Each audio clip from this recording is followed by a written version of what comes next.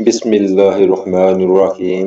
اللہ کے نام سے شروع جو نہایت مہربان ہمیشہ رحم فرمانے والا ہے۔ اے لوگو، اپنے رب کی عبادت کرو جس نے تمہیں پیدا کیا اور ان لوگوں کو بھی جو تم سے بیشتر تھے، تاکہ تم پرہیزگار بن جاؤ۔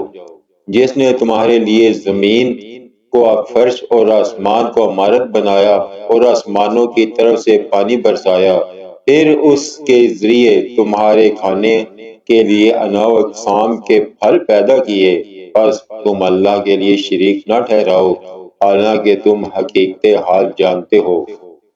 اور اگر تم اس کلام کے بارے میں شک میں مبتلا ہو جو ہم نے اپنے برگزیدہ بندے پر نازل کیا ہے، تو اس جیسی کوئی ایک صورت ہی بنا لاؤ، اور اس کلام کے لیے بے شک اللہ کے سوا اپنے سب حمایتیوں کو بلا لو، اگر تم اپنے شک اور انکار میں سچے ہو۔ پھر اگر تم ایسا نہ کر سکو اور ہرگز نہ کر سکو گے، تو اس آگ سے بچو جس کا ایندھن آدمی یعنی کافر اور پتھر یعنی ان کے بت ہیں، جو کافروں کے لیے تیار کی گئی ہے۔ اور اے حبیب، آپ ان لوگوں کو خوشخبری سنا دیں جو ایمان لائے اور نیک عمل کرتے رہے، کہ ان کے لیے بہشت کے باغات ہیں جن کے نیچے نہریں بہتی ہیں۔ جب انہیں ان باغات میں سے کوئی پھل کھانے کو دیا جائے گا تو اس کی ظاہری صورت دے کر کہیں گے، یہ تو وہی پھل ہے جو ہمیں دنیا میں پہلے دیا گیا تھا، حالانکہ انہیں صورت میں ملتے جلتے پھل دیے گئے ہوں گے۔ ان کے لیے جنت میں پاکیزہ بیویاں بھی ہوں گی اور وہ ان میں ہمیشہ رہیں گے۔ بے شک اللہ اس بات سے نہیں شرماتا کہ سمجھانے کے لیے کوئی بھی مثال بیان فرمائے، خواہ مچھر کی ہو یا ایسی چیز کی جو حقارت میں اس سے بھی بڑھ کر ہو۔ تو جو لوگ ایمان لائے وہ خوب جانتے ہیں کہ یہ مثال ان کے رب کی طرف سے حق کی نشاندہی ہے، اور جنہوں نے کفر اختیار کیا وہ اس سے سن کر یہ کہتے ہیں کہ ایسی تمثیل سے اللہ کو کیا سروکار۔ اس طرح اللہ ایک ہی بات کے ذریعے بہت سے لوگوں کو گمراہ ٹھہراتا ہے اور بہت سے لوگوں کو ہدایت دیتا ہے، اور اس سے صرف انہی کو گمراہی میں ڈالتا ہے جو پہلے ہی فرمان ہیں۔ یہ نافرمان وہ لوگ ہیں جو اللہ کے عہد کو اس سے پختہ کرنے کے بعد توڑتے ہیں اور اس تعلق کو کاٹتے ہیں جس کو اللہ نے جوڑنے کا حکم دیا ہے، اور زمین میں فساد برپا کرتے ہیں۔ یہی لوگ نقصان اٹھانے والے ہیں۔ تم کس طرح اللہ کا انکار کرتے ہو حالانکہ تم بے جان تھے، اس نے تمہیں زندگی بخشی، پھر تمہیں موت سے ہمکنار کرے گا اور پھر تمہیں زندہ کرے گا، پھر تم اسی کی طرف لوٹائے جاؤ گے۔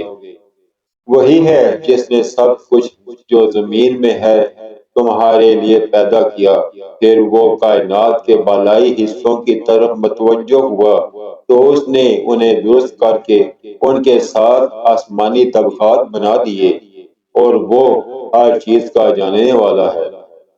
اور وہ وقت یاد کریں جب آپ کے رب نے فرشتوں سے فرمایا کہ میں زمین میں اپنا نائب بنانے والا ہوں۔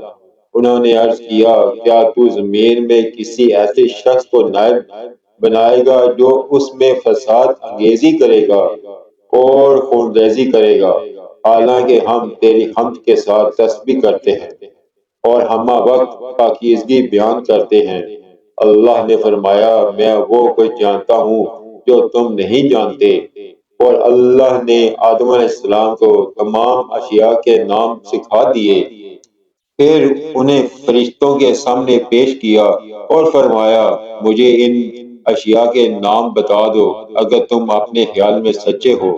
فرشتوں نے عرض کیا، تیری ذات ہر نقص سے پاک ہے، ہمیں کچھ علم نہیں مگر اسی قدر جو تو نے ہمیں سکھایا ہے، بے شک تو ہی سب کچھ جاننے والا حکمت والا ہے۔ اللہ نے فرمایا، اے آدم، اب تم انہیں ان اشیاء کے ناموں سے آگاہ کرو۔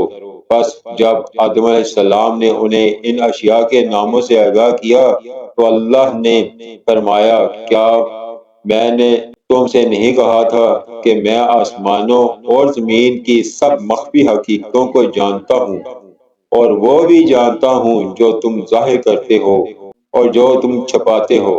اور وہ وقت بھی یاد کریں جب ہم نے فرشتوں سے فرمایا کہ آدم علیہ السلام کو سجدہ کرو، تو سب نے سجدہ کیا سوائے ابلیس کے۔ اس نے انکار اور تکبر کیا اور نتیجتاً کافروں میں سے ہو گیا۔ اور ہم نے حکم دیا، اے آدم، تم اور تمہاری بیوی اس جنت میں رہائش رکھو، اور تم دونوں اس میں سے جو چاہو جہاں سے چاہو کھاؤ، مگر اس درخت کے قریب نہ جانا، ورنہ حد سے بڑھنے والوں میں شامل ہو جاؤ گے۔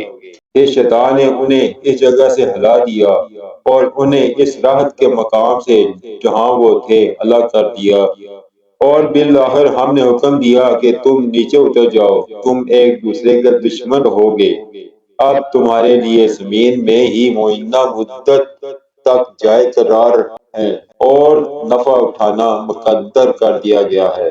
پھر آدم علیہ السلام نے اپنے رب سے عاجزی اور معافی کے چند کلمات سیکھ لیے، پس اللہ نے ان کی توبہ قبول فرما لی۔ بے شک وہی بہت توبہ قبول کرنے والا مہربان ہے۔ ہم نے فرمایا، تم سب جنت سے اتر جاؤ، پھر اگر تمہارے پاس میری طرف سے کوئی ہدایت پہنچے تو جو بھی میری ہدایت کی پیروی کرے گا، نہ اس پر کوئی خوف طاری ہوگا اور نہ وہ غمگین ہوں گے۔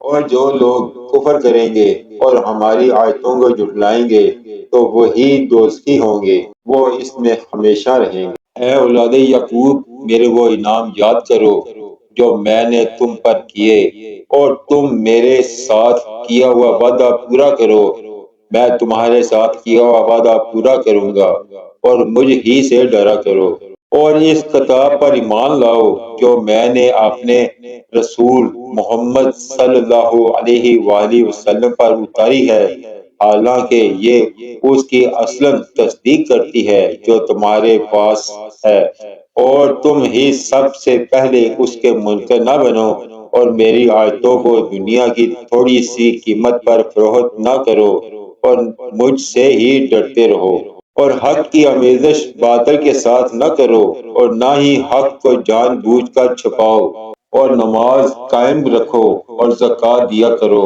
اور رکوع کرنے والوں کے ساتھ مل کر رکوع کیا کرو۔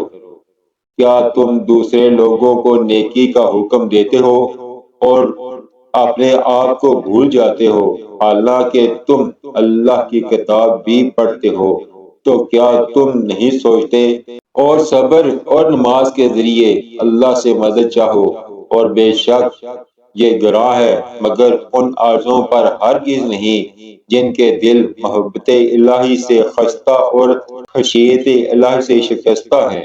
یہ وہ لوگ ہیں جو یقین رکھتے ہیں کہ وہ اپنے رب سے ملاقات کرنے والے ہیں، اور وہ اسی کی طرف لوٹ کر جانے والے ہیں۔